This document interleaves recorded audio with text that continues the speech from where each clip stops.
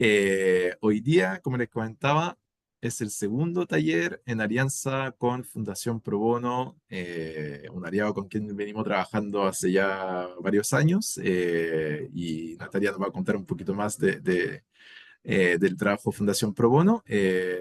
Y hoy día vamos a abordar, vamos a seguir profundizando temas sobre la ley de copropiedad y en particular sobre eh, todo lo que tiene que ver más bien con el manejo y la resolución de posibles conflictos que van surgiendo al momento de dar vida a nuestras copropiedades, de convivir, de hacer comunidad. Así que, bueno, ahí nosotros le vamos a dejar la palabra a, bueno, primero a Natalia de Fundación Pro Bono y luego a nuestras invitadas de lujo hoy día que nos van a contar sobre la ley de copropiedad, y a Rocío y Camila que están conectadas ahí. Así que, Natalia, adelante, te dejamos la palabra. Bueno, hola a todos, muy buenas tardes. Mi nombre es Natalia Cerón, soy de la Fundación Pro Bono y la Fundación Pro Bono es una organización sin fines de lucro que desde el año 2000, este año cumplimos 25 años, promueve y facilita el acceso igualitario a la justicia en favor de personas y grupos vulnerables y de organizaciones sociales.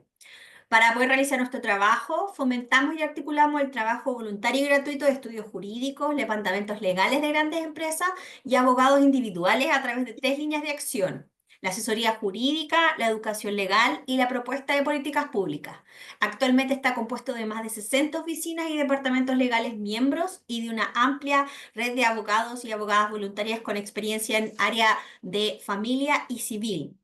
Es por eso que les llamamos a que si existen conflictos, si tienen temas jurídicos, consultas, también tenemos un chat online, que el chat online está disponible a través de nuestro Instagram y a través de nuestro Facebook y a través del el sitio web también pueden ingresar para el chat online y ahí pueden hacer preguntas, ya esas son para cosas más concretas, como específicas. Si después tienen un caso o una solicitud, pueden ingresarlo a través de probono.cl. Nosotros felices vamos a estar atentos a poder atenderlo. Y en este caso hoy, Camila Riquelme y Rocío Cerda del estudio Aninat son voluntarias de Probono que van a dar esta charla sobre resolución de conflictos en la ley de copropiedad inmobiliaria. Gracias Natalia, gracias Matías. Como dijo Natalia, nosotros somos abogadas asociadas en Aninat Abogados y colaboramos con la Fundación Pro Bono hace un tiempo atrás.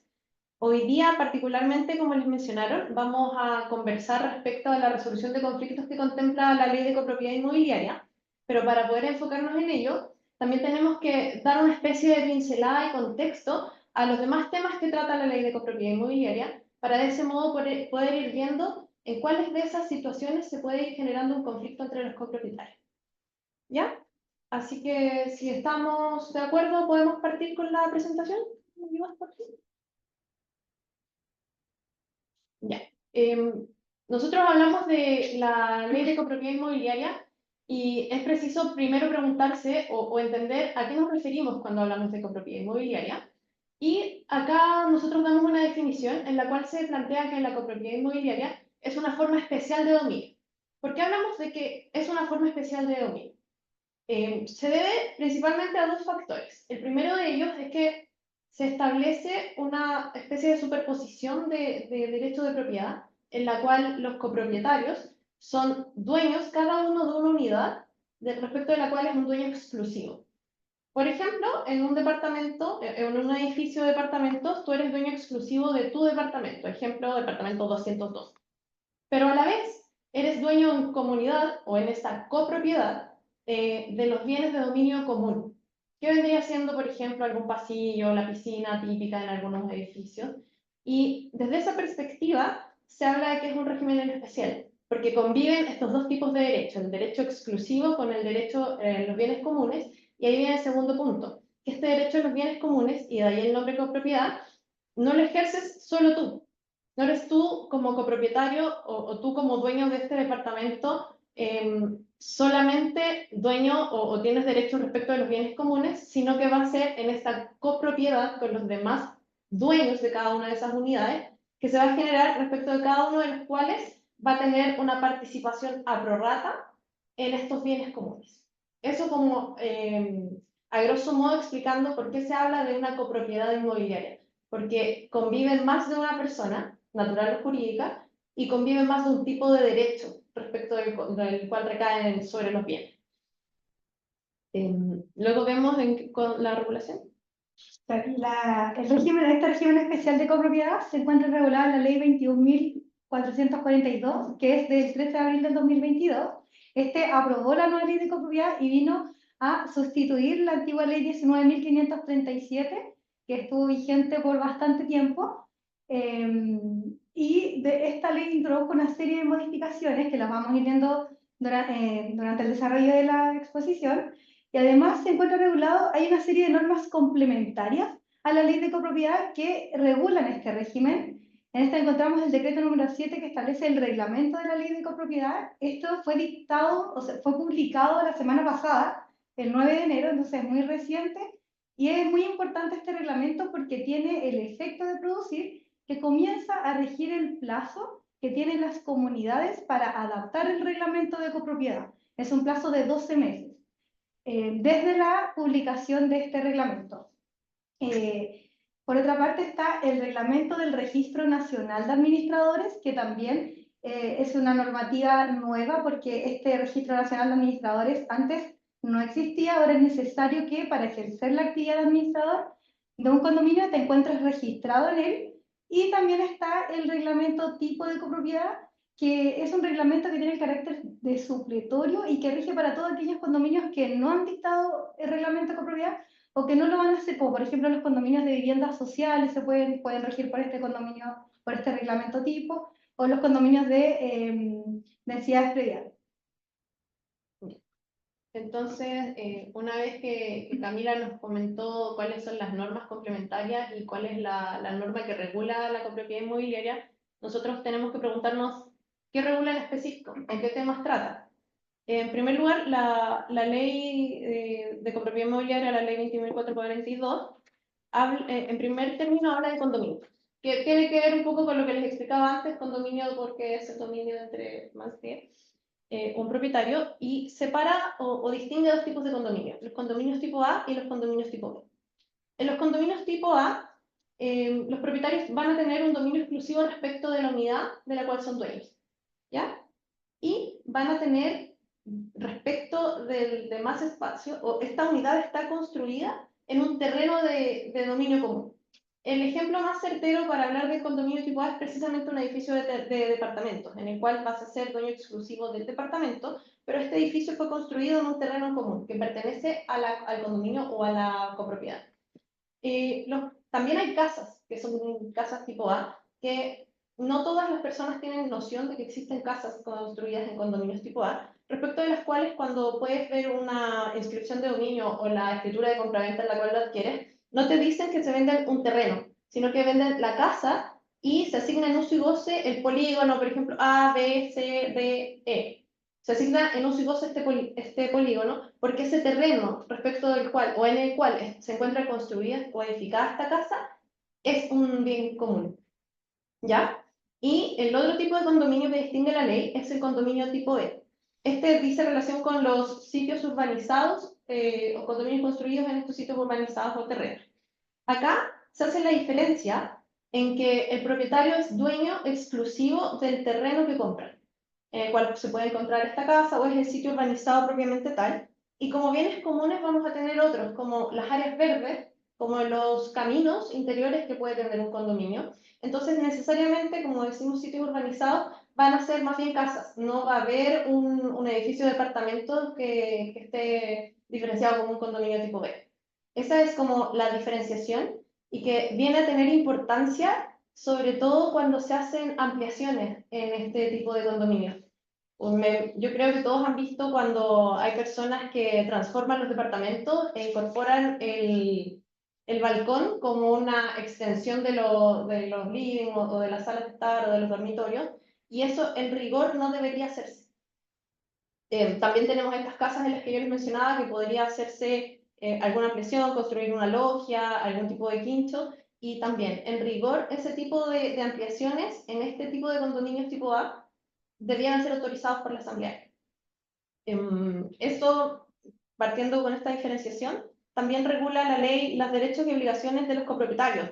A modo de ejemplo, los derechos son la utilización del bien del cual eres dueño exclusivamente, del cual tienes un derecho de propiedad, pero también la posibilidad de utilizar los bienes de dominio común, como sería un ascensor, por ejemplo, en un edificio, la piscina, cuando hay ese tipo de bienes recreacionales.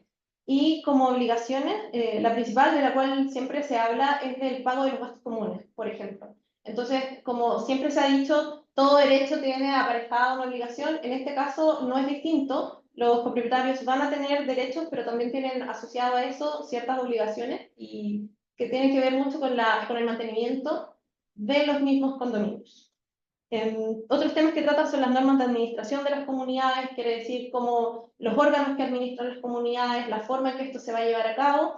En cuanto a normas de convivencia y seguridad de condominios, hay que hacer esa distinción. Como normas de convivencia tiene que ver con la relación entre cada uno de los copropietarios, en respecto de la utilización de los espacios comunes, respecto, por ejemplo, de los ruidos, de llevar una sana convivencia, entendiendo que este derecho, como es en copropiedad, va a tener una limitación muy importante, que es no perturbar ni incomodar el derecho del otro copropietario. Y respecto a la seguridad, tenemos las normas que tienen que ver con las evacuaciones, las cuales, estos planes de evacuación que muchas veces algunos condominios no cuentan con ellos y en este caso la ley lo incorpora, y ahí Camila lo va a tratar más en profundidad, los seguros de incendios, qué sé yo, y también contempla la ley este régimen de reclamaciones y sanciones que dice relación directa con la resolución de los conflictos que se puedan dar entre los copropietarios o entre los copropietarios y el comité, o entre los copropietarios y la administración, o el órgano del administrador propiamente tal. Ahora, nosotros partimos hablando de que este régimen especial tenía la diferenciación del derecho exclusivo respecto de un bien y este derecho en comunidad, o respecto de los bienes de dominio común. Entonces, cada uno tiene muy claro que es un derecho exclusivo de propiedad respecto de un bien, respecto del cual tú puedes usar y poner, puedes venderlo, puedes pintar la pared de tu casa, qué sé yo, pero ¿qué son estos bienes de dominio común? ¿Qué vendrían siendo estos bienes respecto de los cuales yo tengo esta copropiedad? Y la ley define que son aquellos bienes respecto de los cuales todos y cada uno de los copropietarios tienen derecho y que son necesarios para la existencia, seguridad, conservación y funcionamiento del condominio. Esas palabras son fundamentales porque existencia puede ser redundante, pero para que pueda existir la copropiedad, la seguridad, como les decía, un ejemplo es esto de las normas de evacuación, de contratar seguros de incendio, todo eso tiene que estar regulado. La conservación, mantención de jardines, fachadas, qué sé yo, y el funcionamiento del condominio propiamente tal. Dame un segundo que no veo ahí. ¿Qué significa que existan estos? Que también sigue la definición, permitiendo el uso y disfrute adecuado de quienes ocupan las unidades, tales como el terreno en que se emplazan las edificaciones, que como mencionamos era un bien común. Circulaciones o áreas verdes, circulaciones hace referencia a los caminos interiores que pueden tener tanto los edificios como los condominios de casas. Los elementos constructivos estructurales, horizontales y verticales, vale decir escaleras, pasillos, ascensores, muros, fachadas, losas y techumbres, redes de instalaciones de servicios básicos, como vendrían siendo los ductos de agua, de gas, bienes destinados al servicio, recreación y esparcimiento, como mencioné en reiteradas ocasiones la piscina, que es como lo más típico que a uno se le viene a la mente, y los bienes necesarios para el desempeño de funciones por parte del personal contratado. Por ejemplo, el mesón de los consejos. Entre otros, incluidos aquellos bienes comunes que pueden ser asignados en uso y goce exclusivo a ciertas unidades. ¿A qué se refiere esta última parte? A que existen ciertos bienes que son de dominio común, que sin embargo se pueden asignar en uso y goce a los copropietarios.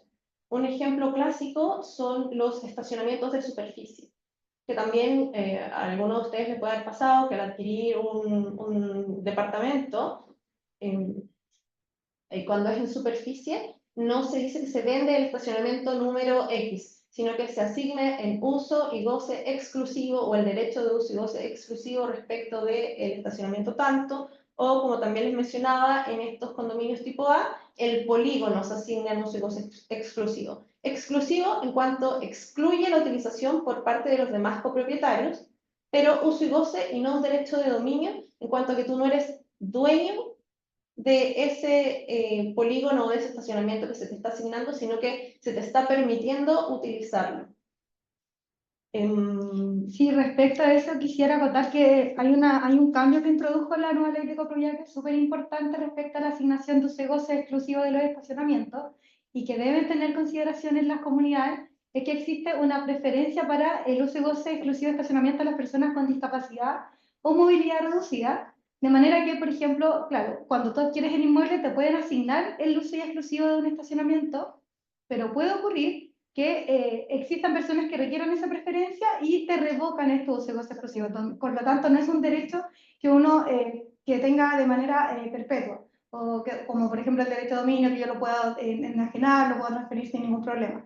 En este caso del uso y goce exclusivo, pertenece más bien a la comunidad y podría la comunidad revocarlo y bastando una notificación de que se te ha revocado este derecho de uso exclusivo, porque por un nuevo periodo se le va a conceder a otra persona. Sí, por eso se habla de que es una asignación en uso y goce y que no hay un derecho de dominio propiamente tal. Y es de toda lógica esto que menciona Camila, porque las personas con movilidad reducida van a tener mucha mayor dificultad, por ejemplo, ingresando a un subterráneo. Y eso es lo que tuvo en consideración el legislador al introducir esas modificaciones. Después la diapositiva de ejemplos que he ido mencionando respecto de cuáles, de qué cosas podemos considerar bienes comunes o la ley contempla como bienes de dominio común, que serían los terrenos, los cimientos, las fachadas, como les comenté, los cierres perimetrales, el portón para ingresar a un condominio, los muebles y inmuebles destinados a la recreación, servicios y esparcimiento de los copropietarios, como vendría siendo el quincho, por ejemplo, los entregados en uso y goce, de los cuales hablamos recién, que están dentro de los bienes comunes y, como y reiteramos, no pertenecen en dominio a la persona que es dueña de la unidad, y aquellos a los cuales el reglamento de copropiedad le otorga el carácter de bien de dominio común. Bien, bueno, este régimen especial de copropiedad es bastante arreglado, o sea, la vida en comunidad, todos aquellos que viven en edificios, en condominio, es bastante arreglado y las normas que están, como habíamos mencionado al principio, está el reglamento de la ley, que tiene la importancia de venir a regular ciertas materias que habían quedado incompletas en la ley y que en un principio este reglamento debería haber quedado listo un año después de la publicación de la ley y vino a salir casi 3 años después. Entonces, había ciertas materias que todavía no habían comenzado a regir, pero ya con el reglamento se completa. Por ejemplo, está la formación del registro de copropietarios, arrendatarios y demás ocupantes de los edificios. De ahora en adelante, todos aquellos que vivan en un condominio deben encontrarse inscritos en este registro que está a cargo del administrador de la comunidad. Deben enviar la documentación que acredite que son copropietarios de la unidad o que son arrendatarios o que tienen la tenencia por cualquier otro título, dentro del plazo de 60 días desde que esté inscrito en la unidad a su nombre o bien desde que haya variado cualquier circunstancia, como por ejemplo la celebración de un arriendo. Y este registro se debe actualizar una vez al año. Es súper importante porque tiene que mantenerse actualizado, siendo una obligación de los copropietarios la inscripción en el registro. Por otra parte, establece las normas de convivencia y seguridad, como mencionó Rocío, viene a arreglar los planes de emergencia y planes de evacuación. Los planes de emergencia ya se encontraban contenidos en la antigua ley, pero con esta nueva ley es obligación que todos los condominios cuenten con un plan de emergencia. Y este se debe actualizar en la medida que cambien las circunstancias que dieron origen a este plan, pero la importancia que tiene es que todos aquellos condominios acogidos a copropiedad antes de la entrada en vigencia de la ley 21.442 y que no cuenten con un plan de emergencia, tienen que elaborar su plan de emergencia por un ingeniero en prevención de riesgo. El reglamento es claro en que debe ser este profesional y este plan de emergencia debe venir firmado por el presidente del comité, el administrador y se debe enviar una copia a Carabineros y al Cuerpo de Bomberos de la comuna, quienes pueden realizar ciertas observaciones a este plan. También habla del plan de evacuación que debe cumplir con los mismos requisitos y eso sí, ese se debe actualizar anualmente, a menos que un informe fundado de también un ingeniero en prevención de riesgo diga que no han cambiado las circunstancias, por lo tanto no es necesaria su actualización. También establece las normas de participación y representación en las asambleas. Aquí, por ejemplo, ahora se van a poder celebrar asambleas virtuales y el reglamento regula cómo debe celebrarse estas asambleas, cómo se va a acreditar la participación activa y simultánea de los copropietarios. Y algo muy importante y que sí podría dar origen a ciertos conflictos es la representación en las asambleas. La ley establece una facultad de representación de los arrendatarios y de los ocupantes por el solo ministerio de la ley. A menos que, o sea, si un copropietario entrega su inmueble en un arriendo, este arrendatario va a poder participar con voz y votos en las asambleas. A menos que el copropietario asista personalmente, el copropietario designa un representante y este representante asista a la sesión, o sea, si el representante no asiste, de igual manera podría asistir en su representación el arrendatario o el ocupante. Y también existe la posibilidad de que el copropietario manifieste su intención expresamente por escrito de que durante un determinado periodo de tiempo no quiere otorgar la facultad de representación al arrendatario o al ocupante del inmueble. Pero esto se notifica mediante correo electrónico, enviado con anticipación a la celebración de las sesiones y señalando expresamente el periodo por el cual no se va a otorgar esta facultad. Entonces eso es algo bastante importante porque la toma de decisiones en una asamblea puede ser, es muy importante y va a quedar radicada en los arrendatarios, siendo que muchas veces el copropietario no quiere perder respecto de la administración del condominio. Luego está el reglamento tipo de copropiedad inmobiliaria, que como dijimos es un reglamento que provee normas específicas para todos aquellos condominios que no tienen su propio reglamento de copropiedad. Y finalmente está el reglamento de copropiedad de cada condominio, que es un reglamento específico que se dicta atendiendo a las características particulares de cada comunidad. El primer reglamento de copropiedad lo dicta el propietario, primer vendedor del inmueble, antes de realizar la solicitud de acogerse al régimen de copropiedad. Y puede ser modificado una vez que se hayan enajenado el 66% de las unidades de un condominio. Eso es importante porque cuando uno compra un inmueble, este reglamento ya viene de antes, cuando un inmueble nuevo, el reglamento de copropiedad viene de antes y solo se va a poder modificar una vez que se haya enajenado este porcentaje. En el reglamento de copropiedad de cada condominio se fijan los derechos y obligaciones de los copropietarios, se establecen las limitaciones y restricciones, tal como había expresado Rocío hace un momento, se señalan los derechos que corresponden a cada unidad sobre los bienes comunes, se fijan las facultades y obligaciones del comité de administración y del administrador, la periodicidad de la asamblea y en general todas las normas que regulan el régimen administrativo del condominio. Sí. Complementando lo que dice Camila, el reglamento de copropiedad de los condominios tiene que ser otorgado por escritura pública y luego inscrito en el registro de hipotecas y gravámenes del conservador de bienes raíces. Eso. Y cada modificación que se haga tiene que ser de la misma. Cumplir con la misma formalidad. Ya. Respecto de lo que hablamos al principio, sobre los derechos y obligaciones que van a tener los copropietarios, el principal derecho que tiene el copropietario es ser dueño de su unidad. ¿Ya? Luego también tiene el derecho a la utilización de los bienes comunes. Esto quiere decir que al ser un bien que es de dominio común de la copropiedad, no se le puede negar la utilización de los mismos. No puede negarse arbitrariamente la utilización de un ascensor, por ejemplo. En caso de asignarse bienes en el derecho de uso y goce exclusivo, como mencionábamos, por ejemplo, a una persona que tiene movilidad reducida, tiene el derecho a utilizarlo. Y dentro de esos derechos está esta exclusión que va a haber respecto de las personas que no tengan esa movilidad reducida. Y como mencionó Camila, pueden incluso perder ese derecho. En virtud de que se asiste esta especie de discriminación que hace la ley, pero positiva. Y las obligaciones Los copropietarios tienen la obligación de incorporarse en el registro de copropietarios dentro del plazo establecido por la ley, que es de 60 días desde que se encuentra inscrito a nombre de la persona, del copropietario, la unidad que le corresponde. Y también tienen la obligación de asistir a las asambleas. Las asambleas las vamos a tratar en unos minutos más. Son el principal órgano de la administración que tiene el condominio y está conformado por los copropietarios. También tienen la obligación de contribuir a las obligaciones económicas a prorrata de su participación en los bienes comunes. Esto es súper importante porque, como mencionamos, tanto para administrar como para mantener, como para todo lo que dice relación con el condominio o el bien de la copropiedad, es necesario que haya recursos económicos. ¿Y cómo se obtienen esos recursos económicos? Mediante estas obligaciones económicas que van a tener que ir pagando o contribuyendo los copropietarios, valga la redundancia.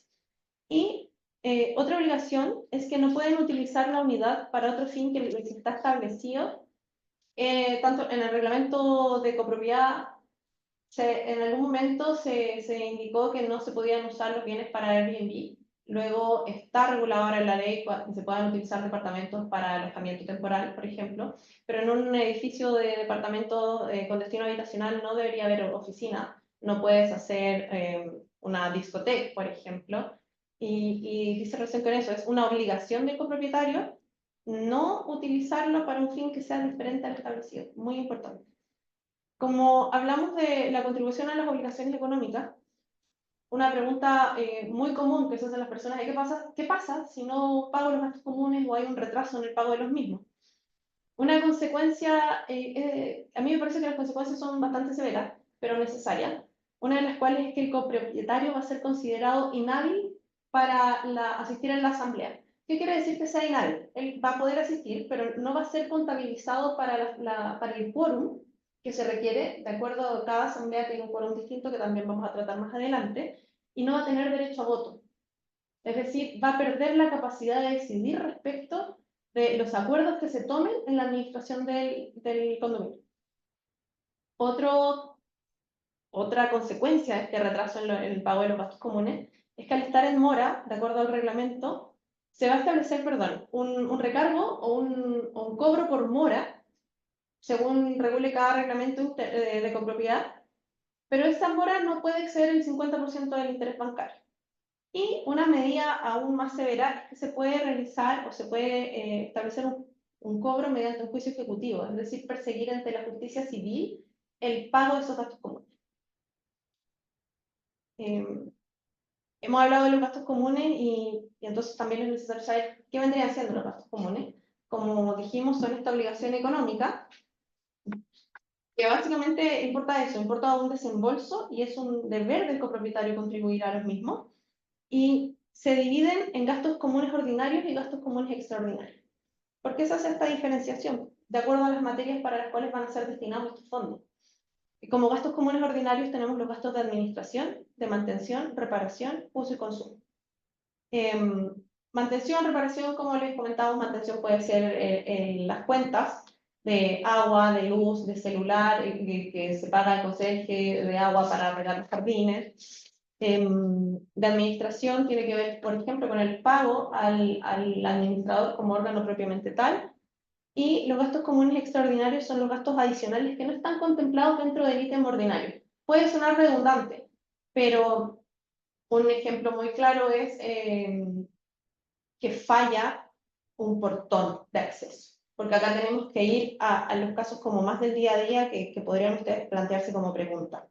Y si el portón de acceso se deteriora o se echa a perder o hay algún problema, ahí se va a cargar como gastos comunes extraordinarios.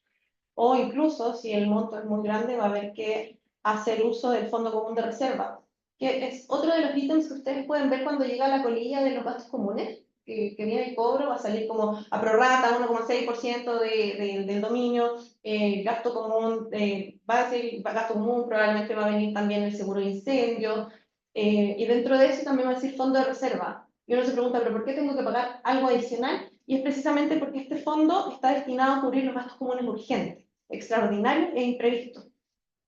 De estas necesidades, se echó a perder el ascensor, hay que arreglarlo inmediato y son millones de pesos. O otro ejemplo, perdón, u otro ejemplo es el caso del finiquito, cuando hay que finiquitar al personal del condominio, un conserje. No hay un lugar de donde sacar plata sin pasar a llevar otro ítem, y para esos casos existe este fondo común de reserva. Y mencionamos el seguro de incendio como un ítem que también está desglosado en los gastos comunes, el cual es muy importante y es obligación que los condominios cuenten con él. ¿Quiénes están obligados? En principio los copropietarios, sin embargo se puede pactar en los contratos de arrendamiento que sea el arrendatario quien va a pagar el gasto común. Y cuando se pagan, está establecido que el gasto común debe pagarse 10 días después, 10 días corridos después de la notificación de cobro. Es decir, si se emite la colilla de gasto común el día 20 de cada mes, el pago tiene que hacerse más tardar el día 30 de cada mes. Luego de eso estaríamos con retraso o con mora, incluso de acuerdo a la cantidad de días que transcurre. Voy a tomar agua, denme un segundo. Ahora nos compete hablar de la administración, que algo les mencioné unos minutos antes. ¿Y qué vendría siendo la administración? Porque hemos hablado harto de la administración. Es la forma y los órganos que componen y dirimen en la toma de decisiones que están relacionadas con el condominio, con esta copropiedad. ¿Por qué hablamos de órganos? Porque hay distintas instancias o instituciones, órganos propiamente tal, que participan de esta administración, los cuales son la asamblea de copropietarios, el comité de administración y el administrador. Y en determinados casos, la ley contempla la posibilidad de designar un subadministrador solo si este condominio tiene más de 200 unidades. En ese caso es obligatorio. ¿Quiénes los componen? La asamblea de copropietarios está integrado, tal como dice el nombre, por todos los copropietarios que componen las distintas unidades, ¿ya?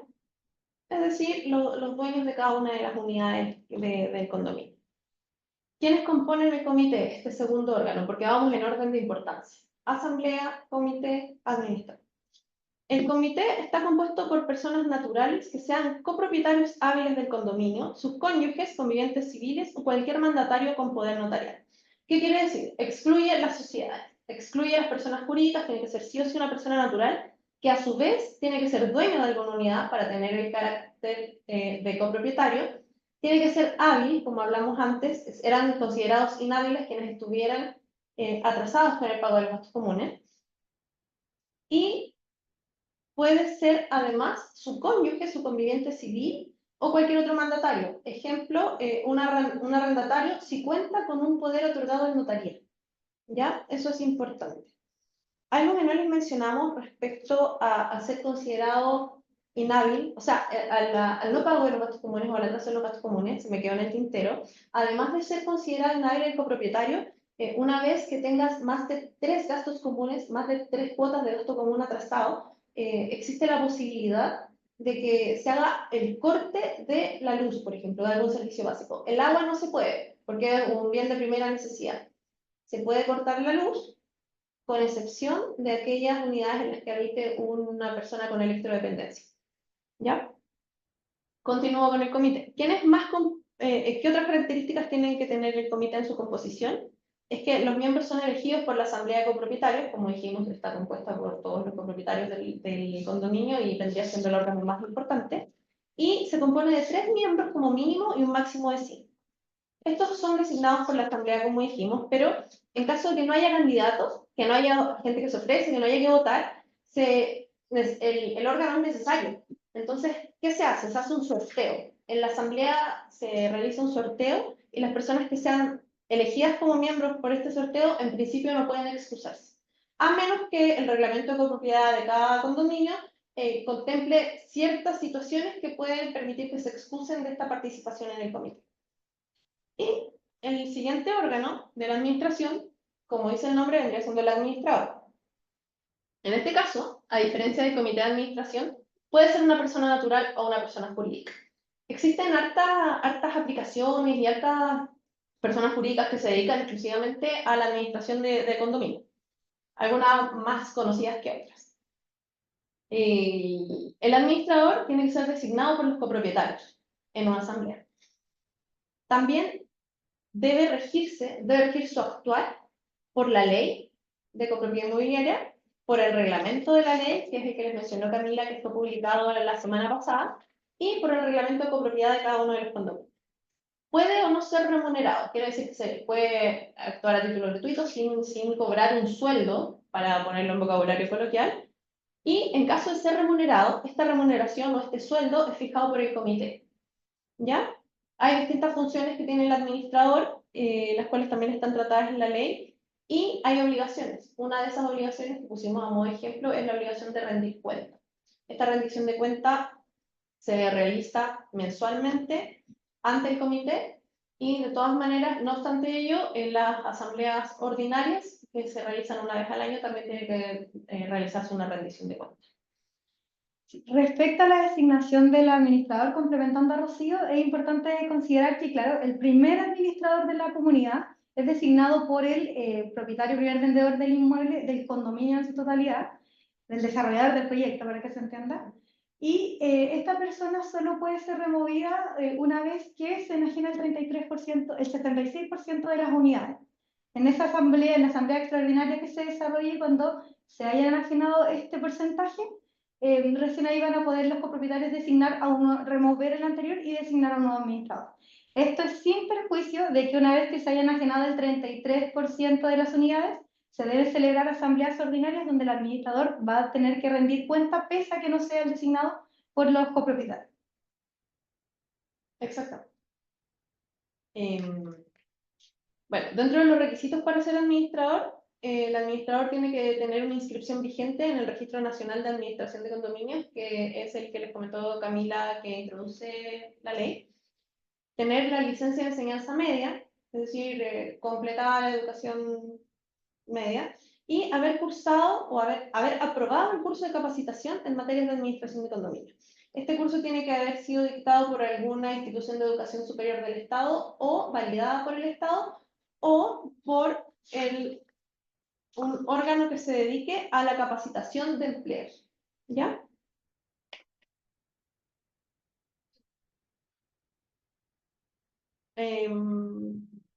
Vamos ahora a hablar de las asambleas propiamente tal.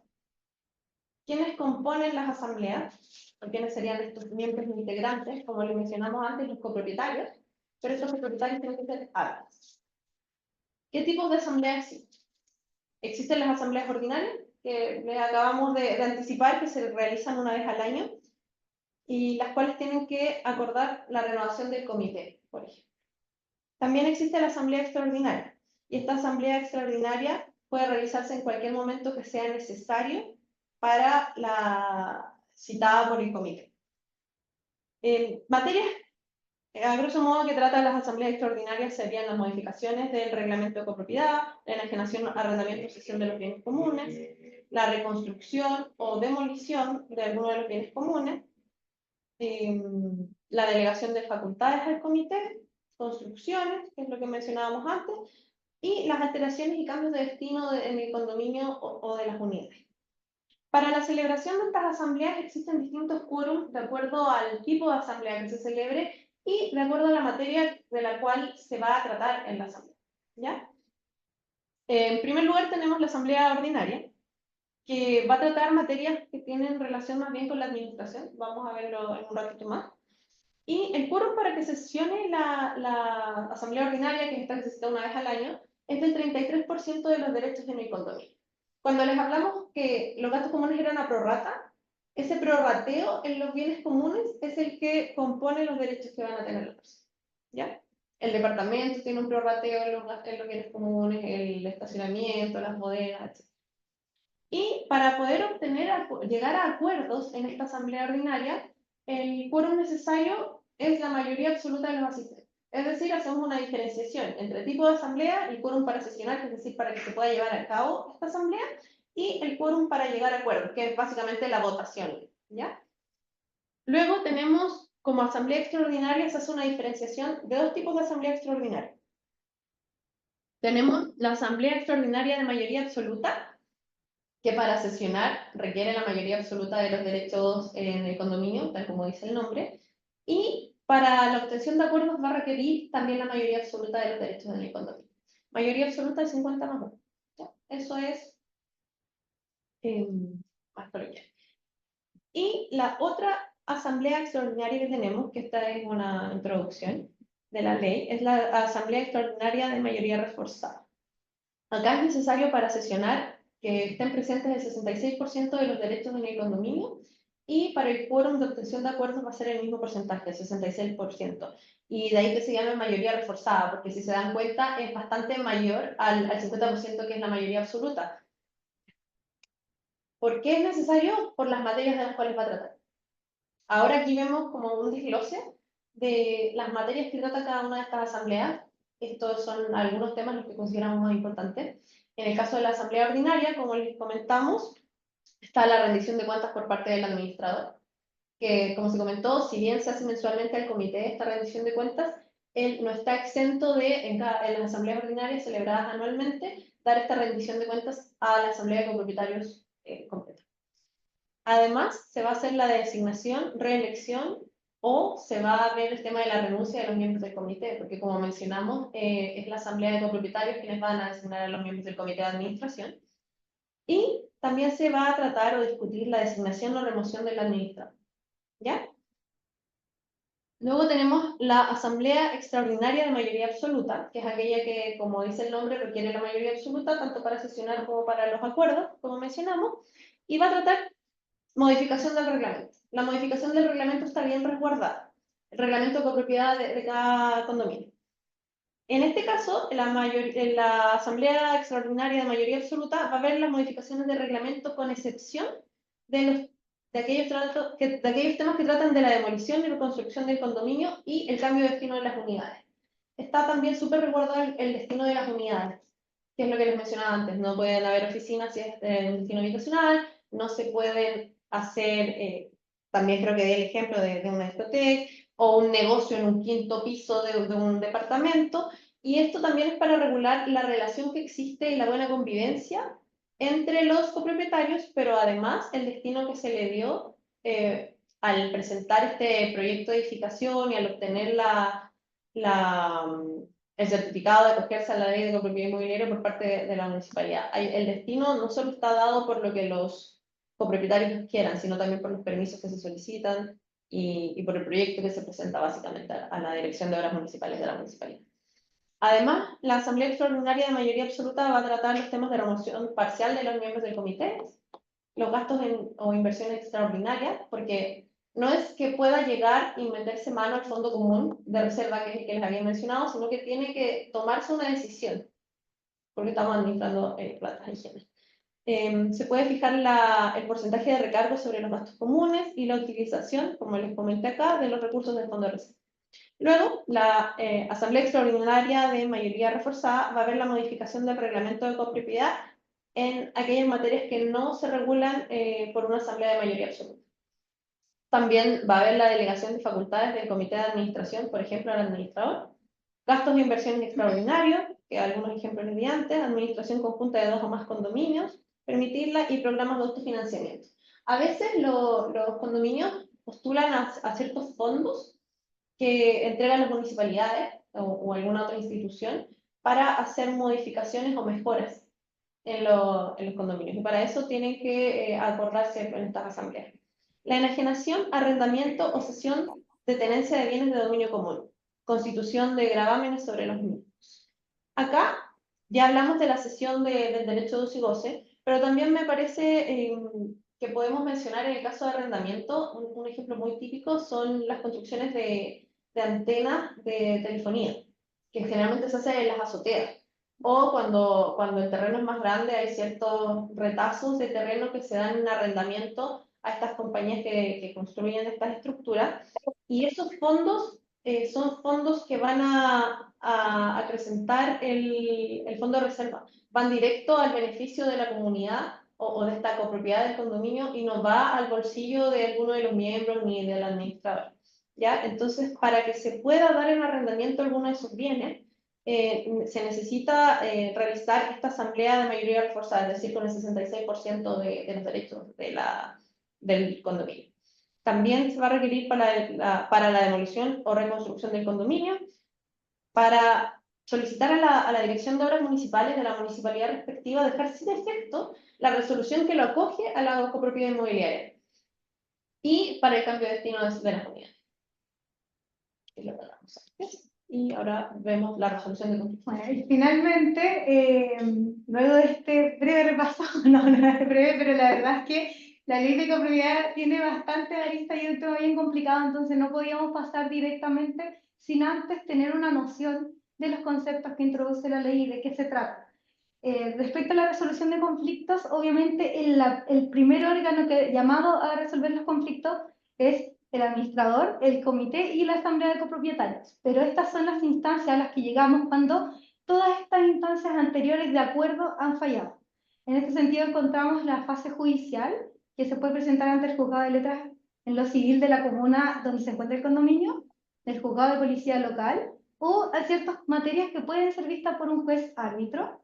Está la vía extrajudicial, que la nueva ley introduce una mediación ante la municipalidad respectiva, y también se introduce un sistema de reclamación y sanciones para la gestión del administrador ante la Secretaría Regional Ministerial del Ministerio de Vivienda y Urbanismo de la región respectiva.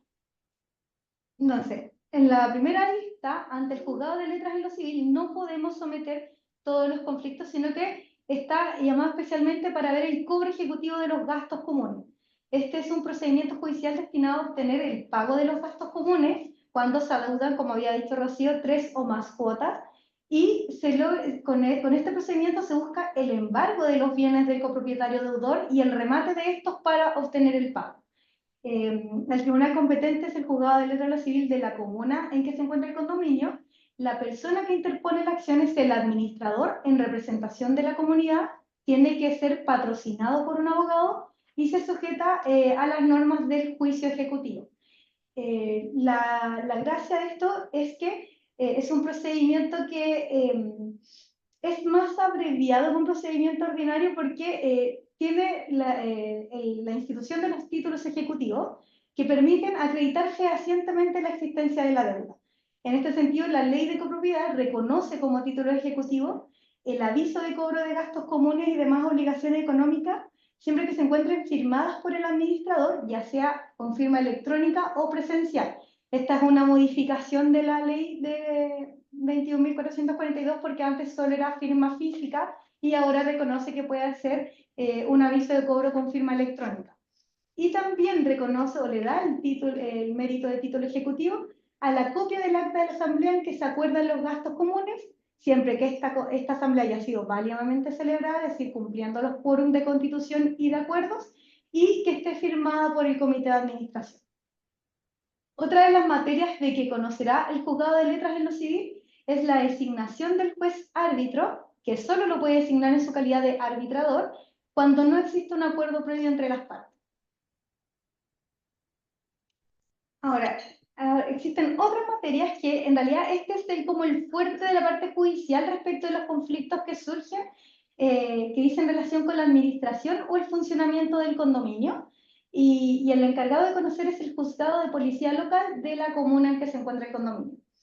Dice relación respecto de conflictos que se promueven entre los copropietarios y la asamblea de copropietarios o el comité de administración o el administrador, o que se promueven entre los órganos de administración, es decir, la asamblea de copropietarios, el comité de administración o el administrador.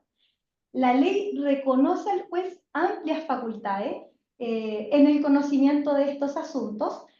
Por ejemplo, puede declarar la nulidad total o parcial del reglamento, puede declarar la nulidad de los acuerdos adoptados en la asamblea cuando estos sean con infracción a la ley, puede citar, si es que el presidente del comité o el administrador no hubiesen citado a asamblea, lo puede hacer el juez de policía local, puede exigir al administrador que someta la aprobación de la asamblea a la rendición de cuentas. El administrador tiene una obligación de rendir cuenta mensual al comité de administración y en las asambleas ordinarias, y cuando no lo hace, lo que tienen que hacer las personas es recurrir al juzgado de policía local para que sea él quien le exija al administrador que realice este procedimiento.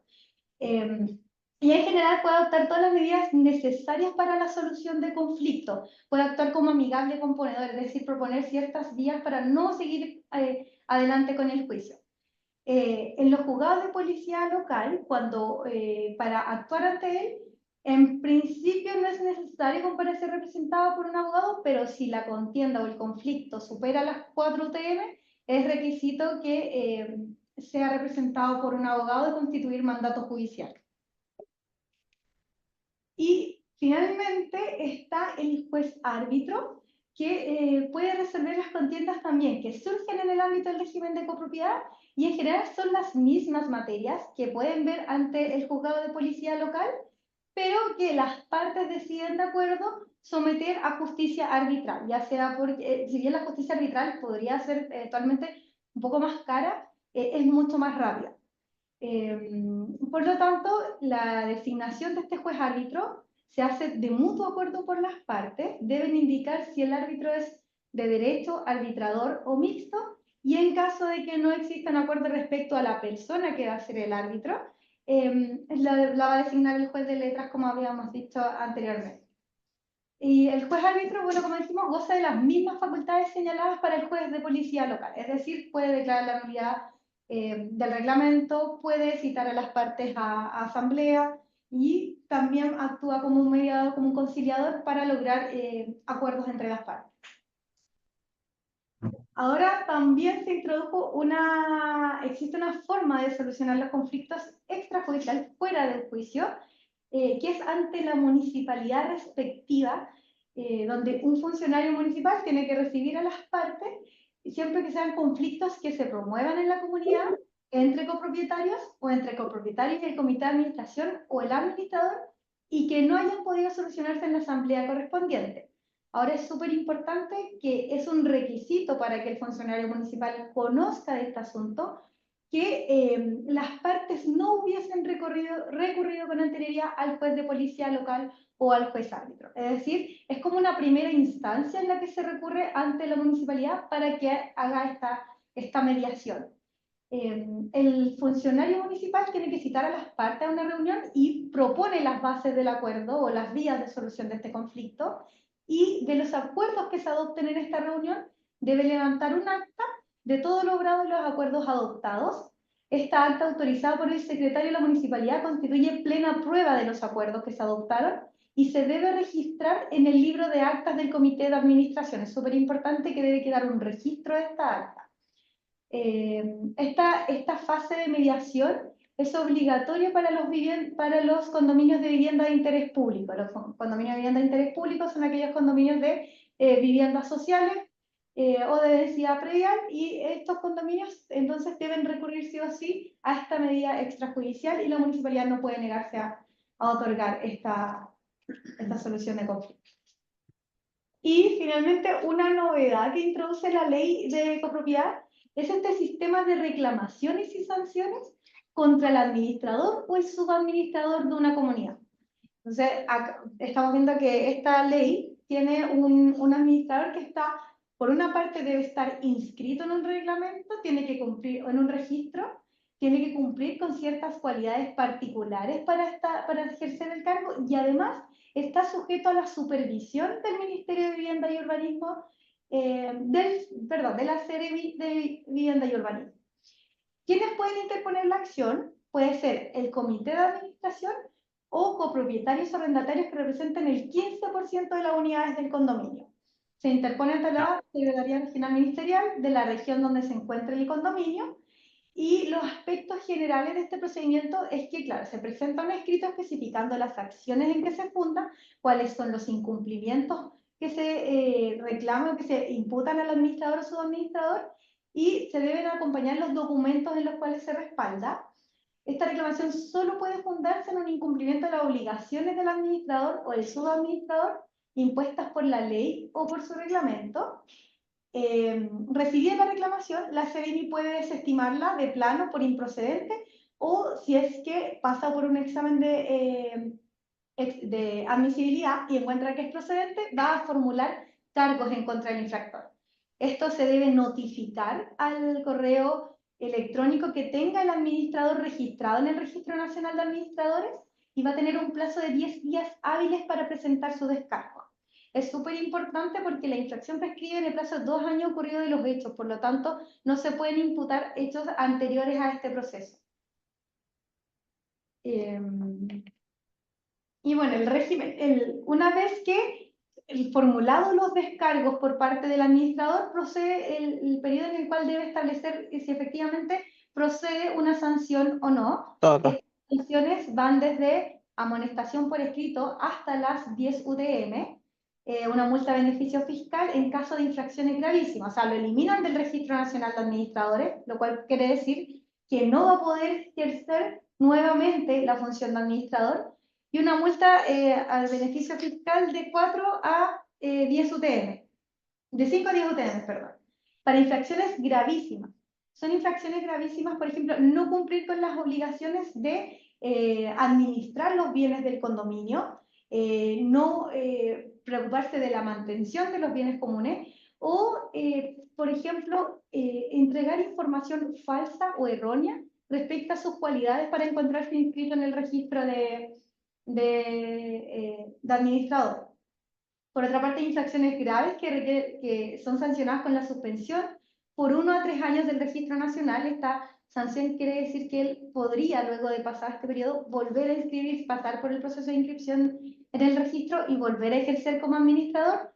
Y una multa de beneficio fiscal también de 5 a 10 UTM. Las infracciones menos graves con amonestación por escrito o multa de 4 UTM. Y las infracciones leves solo son amonestaciones por escrito. Los criterios que utiliza la Seremi para la determinación de las sanciones va a depender, por una parte, si la infracción pone en riesgo la vida o seguridad de los ocupantes del condominio, es una infracción gravísima. Si afecta los derechos de las copropiedades, podría ser grave o gravísima. Si se incumplen obligaciones que deriven en la necesidad de efectuar gastos extraordinarios, ahí va a depender del monto del gasto, podría ser leve o menos grave, y el perjuicio económico provocado a la comunidad por la infracción también. Este criterio va a determinar de cuál fue el monto del perjuicio que se provocó para ver la sanción que se impone.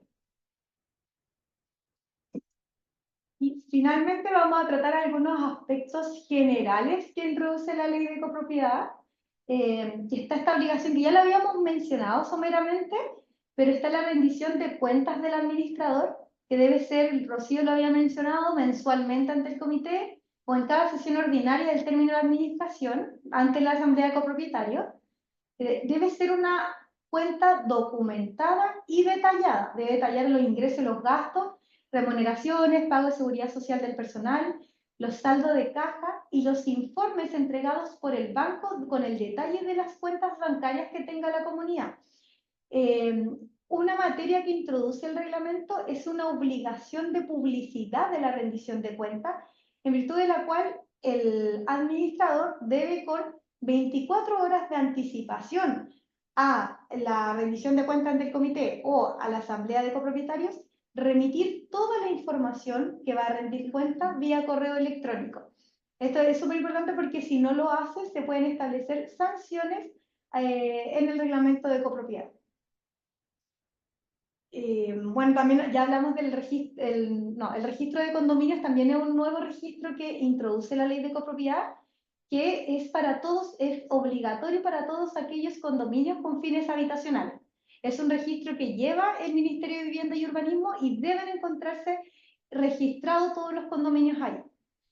El registro de copropietarios ya lo mencionamos, y también es una obligación del copropietario, pero este registro de copropietarios, a diferencia del de condominios o el de administradores, los cuales son llevados por el Ministerio de Vivienda y Urbanismo, el de copropietarios es llevado por el administrador de cada comunidad. Sí. Bueno, ahí complementar respecto al registro de copropietarios o reforzar, es que no solo se encuentran inscritos en él los copropietarios, sino también se va a incluir a los arrendatarios de las unidades e incluso a los arrendatarios temporales. Se consideran... Claro, a los ocupantes temporales, claro. Y que la ley define qué se entiende por un ocupante permanente, que es aquel que ha permanecido residiendo en una unidad por más de 30 días corridos. Es importante porque la ley consigna la obligación en los condominios con fines habitacionales de señalar expresamente en el registro de copropietarios quiénes son ocupantes permanentes y quiénes son transitorios. Exactamente.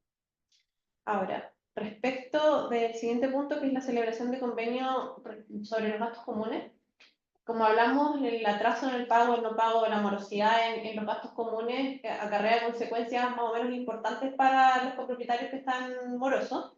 Entonces, la ley contempla la posibilidad de que las personas, los copropietarios que se encuentran morosos respecto de los gastos comunes celebren un convenio, el cual va a ser celebrado con el administrador, un convenio de pago, ¿está bien? El cual el monto moroso puede ser pagado en cuotas y tiene como requisito que al momento de la celebración del convenio se pague la primera cuota de estos gastos. Luego vimos el tema que... ¿Está bien? Hay ciertas materias para las cuales se va a requerir la asistencia de notario, ¿ya? ¿Y por qué se requiere la asistencia de notario? Para que éste certifique los acuerdos que se arribaron en las asambleas. Esto siempre tiene que quedar en acta, se levanta un acta de las asambleas. ¿En qué caso la asamblea requiere la asistencia del notario? Como vimos, una de las situaciones en las cuales se requería mayor quórum en las asambleas extraordinarias era la modificación del reglamento de copropiedad y, consecuentemente, por la importancia que este tiene y por el hecho de que el reglamento de copropiedad tiene que constar en una escritura pública, es que en este caso se requiere o se refuerza esta materia con la asistencia del notario. En esa misma línea, las materias que son tratadas en asamblea extraordinaria de mayoría relativa, aquellas en que se necesitaba para sesionar y para llegar a acuerdo el 66% de los derechos del condominio, y el resto de las materias la ley no contempla que requieran la asistencia del notario, a menos que siempre podemos señalar que el reglamento de copropiedad de cada condominio puede establecer algo distinto. O sea, tenemos que entender que me parece que Camila lo mencionó, que el reglamento de la ley es supletorio al reglamento de copropiedad. Es decir, el reglamento de copropiedad tiene que ceñirse a lo que establece la ley, pero también tiene una libertad para regular otras materias. Sí, y finalmente también respecto como un requisito de la asamblea, además de la asistencia al notario, en estos casos existen ciertos casos donde cuales se va a requerir, dado el acuerdo que tienen, la reducción a escritura pública. Por ejemplo, si se acuerda la modificación del reglamento, se requiere reducción a escritura pública para proceder a su inscripción en el registro de hipoteca y gravámenes del conservador de bienes raíces, o también en los casos en que se acuerde otorgar facultades o poderes a al presidente del comité o al administrador, porque estos poderes en general se van a tener que constar mediante la escritura pública. Claro, ahí lo que se reduce a escritura pública, como para hacer la salvedad y la diferenciación, como dijimos, el reglamento de copropiedad se otorga por escritura pública, pero en cada una de las asambleas se levanta un acta, ¿ya? Y es el acta de esa asamblea que trata estas materias que menciona Camila, las que tienen que ser reducidas a escritura pública. Y bueno, ahora ya damos inicio a la fase de preguntas. Esperamos que haya quedado todo claro, pero estamos atentos a cualquier duda que pueda surgir respecto. Esta es una materia que cubre varias aristas y además es de legislación muy reciente. O sea, dijimos, la ley de copropiedades del año 2022, y de este periodo a la fecha se han dictado 3 reglamentos circulares de la Secretaría Ejecutiva de Condominio. Entonces es un tema que claro, que pueden surgir varias dudas relacionadas. Sí, tenemos hartas dudas en el Ándale. chat desde el comienzo de la reunión, entonces quizás vamos a volver sobre algunos temas que ya se mencionaron, pero ahí de todas formas, si es que alguien quiere, por ejemplo, si leemos su pregunta y alguien quiere profundizar, también nos puede avisar, ¿ya? Em, bueno, comenzando con el tema de la ampliaciones, quizás muy en breve comentar qué pasaría en el caso de las personas que efectivamente han hecho, por ejemplo, una ampliación en el balcón.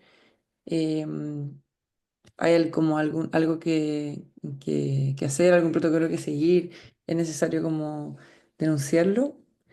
Em, Eso, y también se preguntó sobre el tema de los Airbnb, pero igual eso después de que hicieron la pregunta ya lo abordaron, entonces quizás no es necesario volver a ese punto, pero ahí si es que quedó la pregunta pendiente, pueden volver a hacerla por el chat, ¿ya?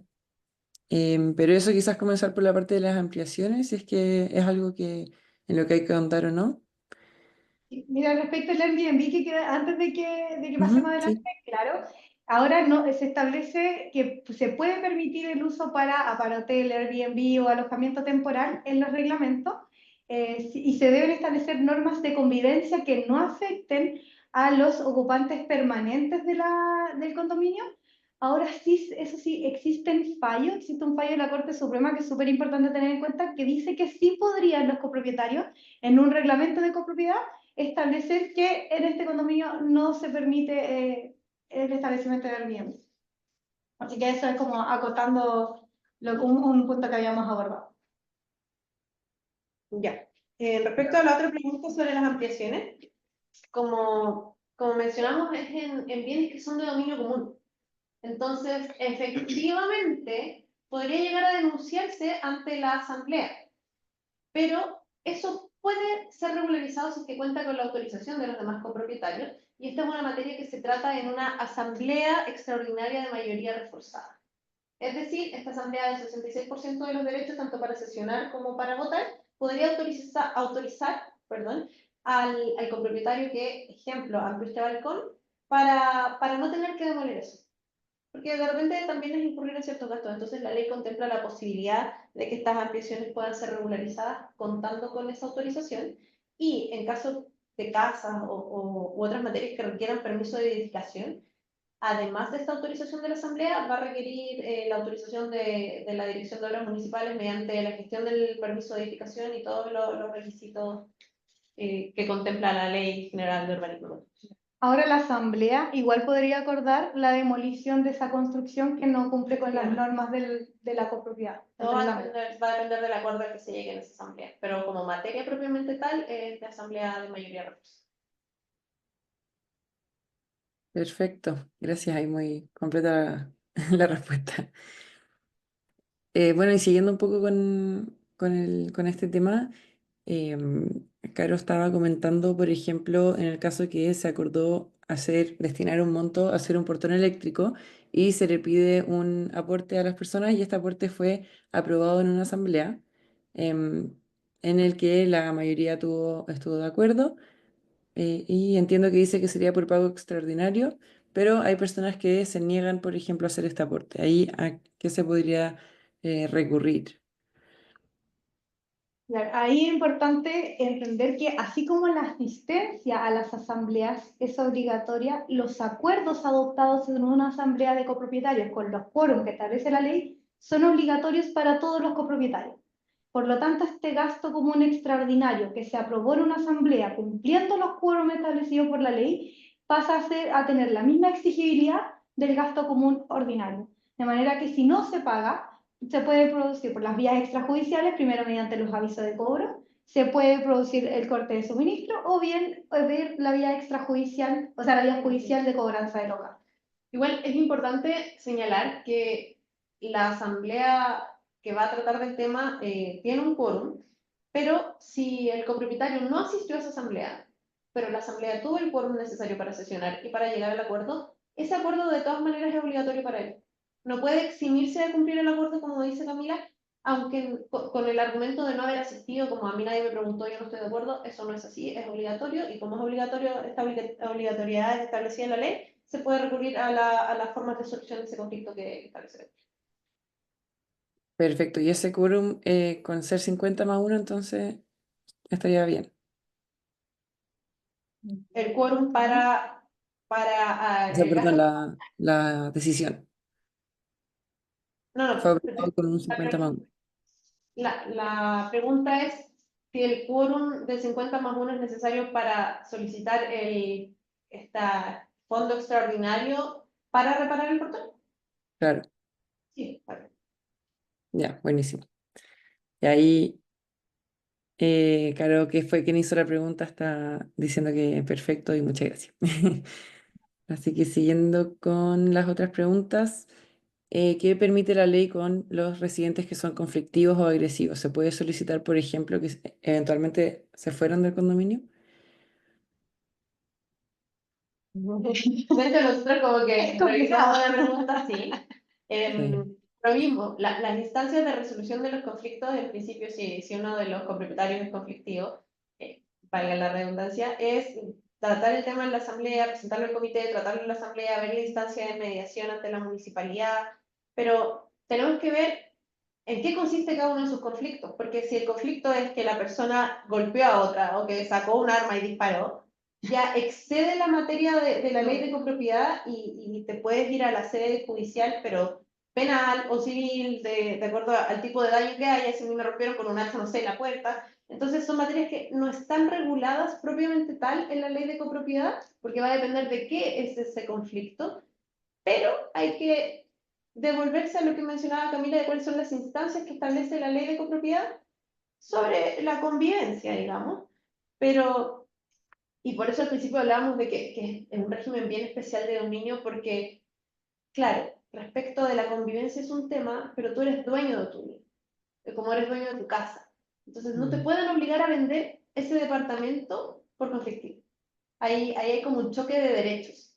Y bueno, tú puedes tener también más cosas que plantear al respecto, pero es un conflicto de los derechos en que choca mi derecho como propietario exclusivo de la unidad versus la convivencia. Entonces siempre de repente es mejor verlo con estas instancias de mediación, si son cosas suaves y si ya son delitos, ahí cambia la cosa. Claro, y lo importante también, como dice Rocío, es ver cuál es el conflicto que se está diciendo, porque por ejemplo, si es un vecino conflictivo que hace fiesta, incumple las normas del reglamento de copropiedad, ahí el mismo reglamento podría establecer ciertas sanciones económicas que se van a, ciertas multas, pero ya si estamos hablando de agresiones físicas o de otras cosas, es lo que dice Rocío, o sea, tiene legislación especial que excede de la copropiedad inmobiliaria.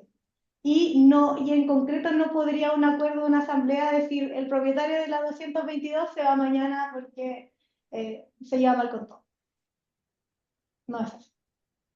Ahora, si la persona que es conflictiva es un arrendatario, el dueño del departamento puede terminar el contrato por distintas cosas que estén establecidas en el contrato de arrendamiento, y ahí ya es como un poco distinto, pero como propietario propiamente tal, la verdad es que me parece. Ya, buenísimo, sí quedó clarísimo. Muchas gracias. Ahí estaban, ya. Y por último, quizás antes de abrir la palabra, habían dos preguntas más puntuales. ¿Cuánto dura la PJ de un administrador? Y la segunda era qué hacer en el caso que estaban contando ahí, que no se ha hecho ninguna rendición de cuentas de gastos comunes. Entonces, ¿cómo poder exigir quizás esta instancia a la administración? ¿Cuál era la primera pregunta, perdón? ¿Cuánto La, dura la PJ del administrador? O el cargo de la área administrador. jurídica de la Ah, la administración. respuesta. Sí, la periodicidad, PJ, personalidad jurídica, eso mismo. Bueno, el Eso sí. administrador, en la asamblea, cuando se acuerde la designación del administrador, porque como señalamos, primero el administrador lo designa el propietario primer vendedor del inmueble, y cuando se hayan enajenado el 66% de las unidades, se celebra una asamblea extraordinaria de copropietarios, donde los nuevos copropietarios deciden si mantienen a este administrador designado o ellos designan a un nuevo administrador. El reglamento de copropiedad o la asamblea en la cual lo designa el que establece la periodicidad durante la cual va a estar este administrador, pero es importante que el administrador, para poder volver a ser, por ejemplo, renovado en su cargo, debe estar cumpliendo continuamente los requisitos establecidos en el Registro Nacional de Administradores. Entonces, si en la última asamblea designamos a un administrador que cumplía los requisitos, pero en el tiempo intermedio fue acusado fue sancionado por una infracción gravísima y expulsado del reglamento, a él no lo podemos renovar en este cargo. Sí. Al decir PJ se referían a la personalidad jurídica en caso de que el administrador Una sociedad. sea una sociedad que administra, porque ahí hay que entender que la personalidad jurídica es como tú estás constituido como tu empresa, no tiene que ver con, y por eso pregunto, con la representación legal que vas a tener respecto de la comunidad o de este condominio. La representación o la facultad de administración en el condominio es de acuerdo a lo que dice Camilo. Pero como si yo, Rocío Cerda, constituyo una sociedad que se llama Administración de Condominios SPA, y eso tiene una personalidad jurídica, y yo estoy 5 años administrando un condominio y después soy sancionado, yo no pierdo mi personalidad jurídica, yo salgo del registro de administradores, o yo pierdo esta representación, esta facultad de administrar el condominio. Pero la personalidad jurídica son cosas aparte, por eso nosotros preguntamos qué es PJ. Ahora, claro, si pierdes la personalidad jurídica, estás inscrito en el Registro Nacional de Administradores como una persona, como una sociedad con personalidad jurídica y la pierdes, eso sí podría ser una causal de remoción del cargo. Exacto. Porque tienes que estar continuamente cumpliendo los requisitos para estar inscrito. Exactamente. Y la segunda pregunta no recuerdo. de que no hay rendición de cuentas. ¿Qué se puede hacer? Claro, ya. Si no existe rendición de cuentas, entonces hay que recurrir al juzgado de policía local y el juez de policía local va a ser quien pueda exigir al administrador que realice la rendición de cuentas. Perfecto, Sí. perfecto. Y ahí vamos a darle la palabra a algunas personas que estaban esperando hace rato y después vamos a seguir con... Y ahí vamos a seguir con leer algunas que quedaron en el chat, ¿ya? Así que Jesús, así que tú tenías una pregunta y después María. Buenas tardes, Hola. gracias por la oportunidad. Eh, Mi pregunta va a radicar en lo siguiente. ¿Qué sucede cuando en el edificio desconocemos que exista el nombramiento de un administrador o de una junta de condominios porque el propietario destina las unidades de vivienda o los departamentos del edificio exclusivamente para ser arrendados? Y sucede que no sabemos, entendemos que existe, de hecho, el nombramiento de una administradora. Desconocemos si se haya nombrado bajo los lineamientos que establece la ley y el reglamento que regule la materia. Ahora bien, ocurre que recientemente nos llegó una notificación donde solamente la firma, la Junta de Condominio o la Junta Administradora. Desconocemos realmente cuál sea la figura que existe. El asunto es que en esa notificación se nos informa que la cuota de los gastos comunes, perdón, se fija en el valor de dos unidades UT, algo así. Eso, ese elemento que ustedes tienen acá para determinar valores como nosotros UTM. la unidad tributaria. Me imagino que es así. Entonces, ocurre que tampoco no nos han dado relación de gastos comunes y por la experiencia y por la trayectoria del gasto común que se registra en el edificio, suele ser el gasto muy por debajo del monto que arroja el valor de dos unidades de fomento, unidades tributarias, en fin. Mi pregunta es, ¿qué se puede hacer en ese caso? ¿Cabe algún procedimiento administrativo por ante la Secretaría Regional de Vivienda y Urbanismo? ¿Cuál sería la opción? ¿Es posible que el propietario del edificio eh, tenga esa facultad, pueda realizar ese tipo de actos que a mi juicio considero en derecho no debería? La lógica jurídica me dice que no debería tener esa facultad, porque si ustedes lo han dicho, ellos tienen la obligación de rendición de cuentas. Acá hay un principio que no se puede violar, que entiendo es una norma de orden público, entonces, en consecuencia, me parece lógico pensar que él tampoco pueda realizar ese tipo de actos. Esa es la pregunta. Más o menos si me pueden orientar qué acciones pudiera intentar, interponer, iniciar un procedimiento administrativo de denuncia o reclamo por ante la Secretaría Regional de Vivienda, en fin. Es que este caso es un poco más complicado porque son aquellos casos donde hay un copropietario, entiendo, y todas las unidades del edificio se arriendan. ¿Entendí que ese es el Sí, caso? sí. Es un edificio Claro. de 14 pisos y tiene aproximadamente, yo diría que unas 8 unidades de departamentos por piso. Claro. Eh, Sí, claro. ¿Por qué le digo que es un poco más complicado? Porque en este caso, como habíamos señalado, si bien existe una facultad de representación del arrendatario del ocupante para asistir a las asambleas y tomar acuerdos, el copropietario tiene el derecho de decir que va a ser él quien adopte los acuerdos y que no le otorga esta facultad de representación a los arrendatarios. Entonces, por ejemplo, puede ocurrir que este administrador designado por la asamblea de copropietarios donde comparece él, se está cumpliendo el quórum. Entonces, un poco, es difícil recurrir a los canales que establece la norma cuando estos derechos son otorgados a los copropietarios o a los arrendatarios cuando el copropietario le ha otorgado esta facultad. Ok, pero eso sería en el caso de las asambleas y el principio de la representación. Ahí estaría de acuerdo, está bien, Claro, no lo que quitaría pasa eso, pero es que, que la disculpa que te rendición de interrumpa. cuentas La rendición de cuentas se hace a la asamblea de copropietarios. y al comité de administración. Claro, esos son los órganos encargados de recibir la Ok, pero rendición. eso ustedes están hablando, yo me estoy refiriendo a la rendición de cuentas mensual, de frecuencia mensual que me debe entregar el edificio de En la el aviso de administración cobro. para yo ver realmente la relación de gasto. Es que ahí yo Sí, tengo una duda respecto a su pregunta. Si ah, cuando hablamos de rendición de cuentas, ¿se refiere al desglose de los gastos comunes o a la sí, rendición de cuentas que debe hacer el administrador? ¿Al desglose de los gastos comunes? perdón, ¿me repite la pregunta? Sí, es que por la forma en que plantea su pregunta, a mí me cabe una duda. Entonces, mi pregunta hacia ustedes. Su pregunta está enfocada, cuando dice rendición de cuentas, en que a usted no le llega la planilla o el desglose de los gastos comunes o Lo que acá en Chile llaman colilla o liquidación de gastos ya, comunes.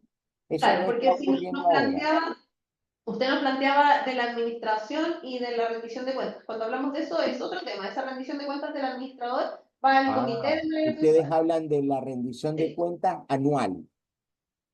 O mensual, porque mensual es pero es por parte de la Ah, no, administración. bien. Si usted No, no- no, yo si me su refiero pregunta es va enfocada a que a tú los como gastos comunes. administradora me digas cuánto tengo que pagar, porque no, yo entiendo que yo debo pagar, tengo la obligación de pagar, el deber de pagar lo que se registra en el edificio en gasto común en relación a la alicuota que le corresponde en porcentaje de gastos comunes al área que ocupo. Si yo ocupo el inmueble o la unidad de vivienda, pero además tengo arrendado un área de estacionamiento, pues eso representa una alicuota, se debe sumar y en relación a esa alicuota debe dividirse o debe adjudicárseme un pago en relación a la totalidad del gasto común. Si yo Claro, estoy pero, pagando, siguiente yo pregunta. concibo que debería dárseme una relación de gasto. A eso es que yo me refiero. Sí, yo por eso le preguntaba, porque la colilla de gastos comunes, a menos que esté registrado como arrendatario, le debería llegar al copropietario. Y lo otro es que también existe la autonomía de la voluntad, independiente de cuando. Y es que usted puede haber firmado su contrato, y por eso le hago la pregunta porque la mencionó cuando nos estaba dando contexto, que se fijó en 2 UTM el gasto común. Entonces, si eso se fijó, ¿cómo se fijó? ¿Usted lo firmó en el contrato de arriendo? No, ¿Esa fijación de gasto común? eso ¿O de fue dónde, de algo, dónde viene yo esa? le explico más o menos para que entienda. Ocurre que en el edificio que habito, donde tengo arrendado el departamento, hay un nivel elevado de morosidad de los arrendatarios. Entonces, ¿Ya? ¿qué sucede?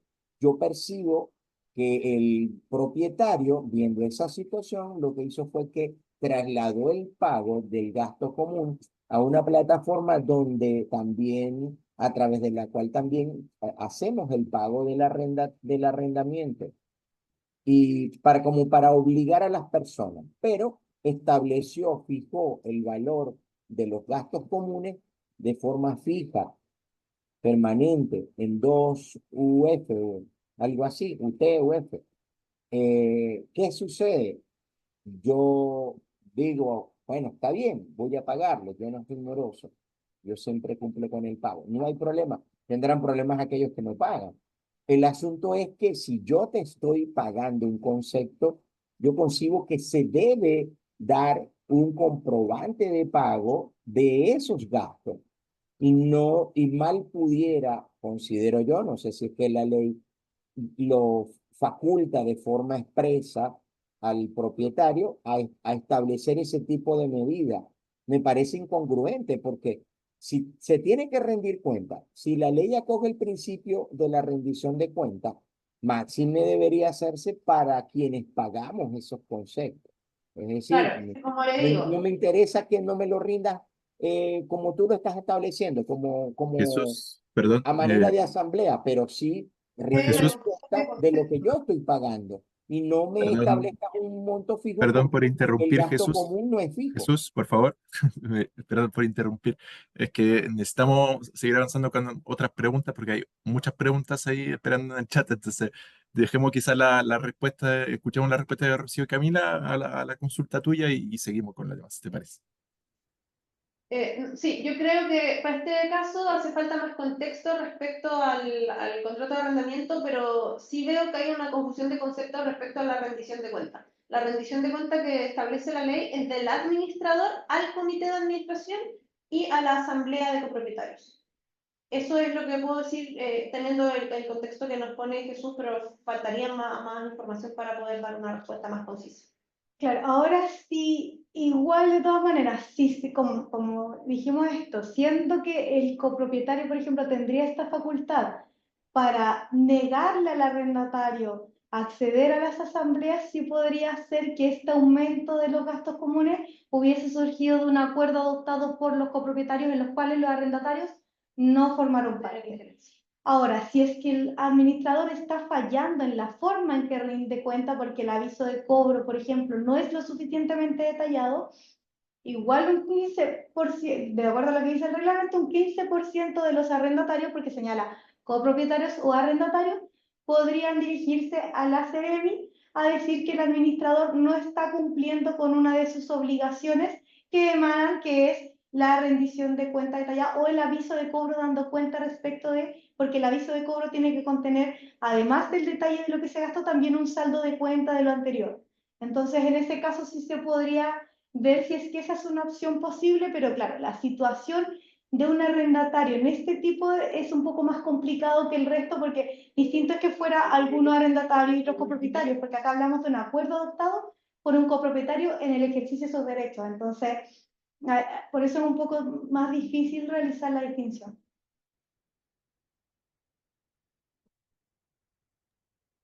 Gracias, José Camila.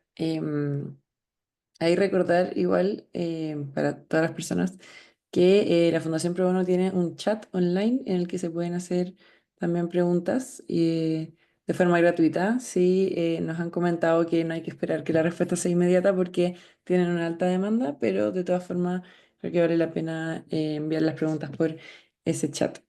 Eh, María, yo sé que te había dicho que te da la palabra a leer una pregunta cortita antes y de ahí puedes hacer tu pregunta para que también alcancemos a responder otras que estaban pendientes, ¿ya? Em, También en breve, una pregunta que se repite, no voy a entrar tanto en detalle en cada caso, pero entiendo que Karen y Valeria habían preguntado algo similar. ¿Qué hacer en el caso de que hayan personas morosas de gastos comunes? em, Incluso después de que se ha llegado a un acuerdo, de pagar como em, de a poco, pero después ese acuerdo no se cumple, entonces, ¿qué se puede hacer en ese caso? Ahí tratar de abordar algunas, yo creo que como algunas personas que habían preguntado algo similar, y ahí le damos paso a María que haga su pregunta. Buenas tardes, María, espera, María, vamos a vale, responder esta pregunta y te damos la palabra, ¿ya? ya. Gracias. Ya, Valentina, como habíamos mencionado Camilo y yo, existe la posibilidad de iniciar la instancia de cobro por un juicio ejecutivo. Eso ya es judicializarlo si es que las instancias se agotaron de cobro dentro del convenio. Claro, porque se entiende que si no se cumple con el convenio de pago hay un incumplimiento. Y ahí se genera el título ejecutivo por parte de la notaría. Buenísimo, ya, gracias. Y sí, Dani María. Ya, buenas tardes, mi consulta es la siguiente. La puse en el chat, pero quiero que me la responda para quedar más claro. ¿Dónde se puede dirigir si el condominio, la administración o el comité se adjudicó solo? Se anotó sola porque hizo uso de una lista de asistencia y después hizo un acta y adjuntó la asistencia como que la gente la había elegido, lo cual no fue así. Ante el juzgado de policía local, en esos casos. Tiene que ir a denunciar que la celebración de la asamblea no cumplió con los quórum que requeridos.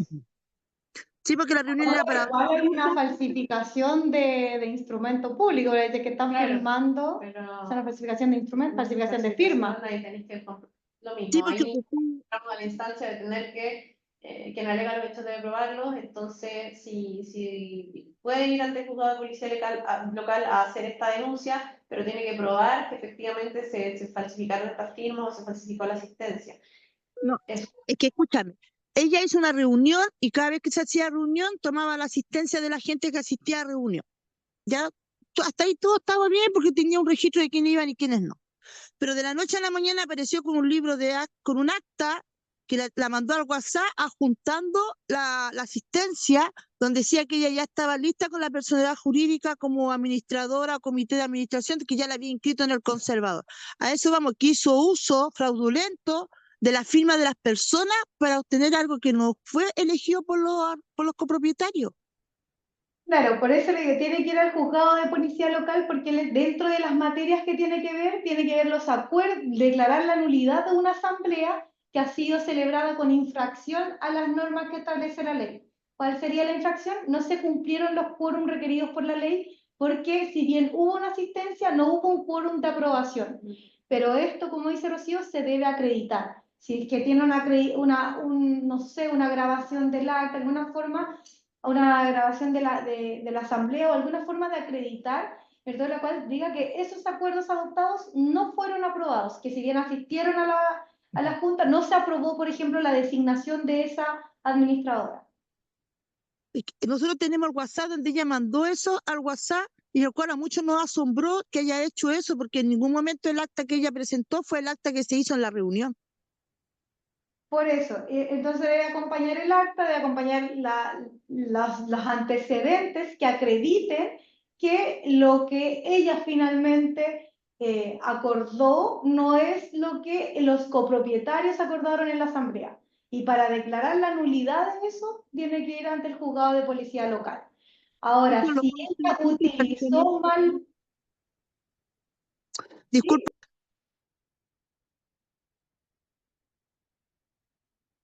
No, ¿cuántas personas hacen la denuncia al juzgado? ¿Varios propietarios? ¿Puede ser uno solo? podría asistir uno de los copropietarios, sí. Para lo que requiere un porcentaje es para denunciar al administrador, que también lo podrían hacer ante la Seremi Nimbu, que requiere 15% de los copropietarios. Claro. Y ahí la persona que dice que hizo esta falsificación fue la administradora. Digamos, ella ocupó el listado de Sí, asistencia con un acta sí, falsa que no es la que se aprueba en reunión para hacerse para tener sí. la Mi administración. pregunta es si ella es administradora. Ella es ¿Sí? todo, ella es administradora, ella es comité, ella es todo, y no da Ya. rendición de cuenta, nada. Ya 5 años no quiere prestar la sede, no quiere que se ocupe de nada del condominio. Todo lo maneja ella y todas las decisiones las toma ella sola, sin tomarle parecer a los copropietarios. Que ahí, en ese caso, si ella es administradora, aplica lo que comentaba Camila respecto de la infracción del administrador y se hace ante la servicio. Sí, ante el Seremi Nimbu de la región donde se encuentra el condominio, el 15% de los copropietarios tienen que acercarse y hacer, por ejemplo, detallar cuáles son todas las infracciones, lo que usted dice. No rinde cuenta documentada, adopta acuerdos en la asamblea sin que consten los quórums, sin que hayamos participado en ellos, se ha designado nuevamente administradora sin que conste los acuerdos en acta y tiene que detallar documentadamente cuáles son todas las denuncias y los hechos en los cuales se fundamenta lo que se está denunciando, para que se establezca y se inicie un procedimiento sancionatorio y ellos lo que pueden determinar, como decíamos que en este caso sería una infracción gravísima, es eliminarla del registro y si la eliminan, ella no puede ejercer más como administradora de este ni de ningún condominio. Ya, aparte ella tampoco tiene el curso como va a ser administradora. Gracias. Ya, perfecto. Con mayor razón tiene que ir a la secretaría. Bueno, oye, muchas gracias por el tiempo ahí, Rocío, Camila, de poder darse el tiempo de contestar todas las preguntas. Y bueno, quedaron algunas quizás pendientes en el chat, pero la invitación es que eh, si que hay alguna otras preguntas que no hayan podido resolver hoy día, también se pueden resolver a través de la página de Fundación Pro Bono. Ahí, como bien lo mencionó Valentina, ahí hay un chat disponible para que puedan realizar sus consultas.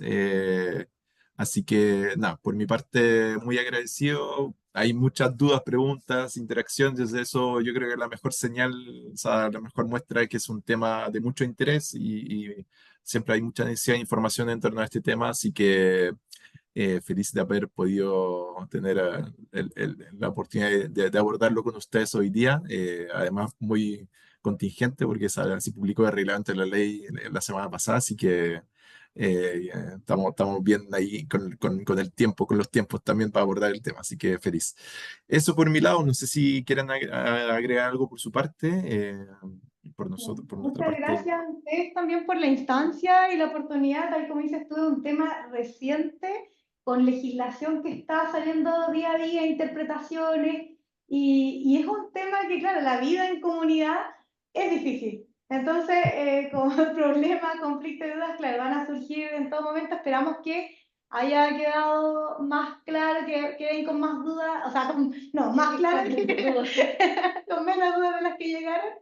Y eso, encantados de haber podido ayudarlos en esto.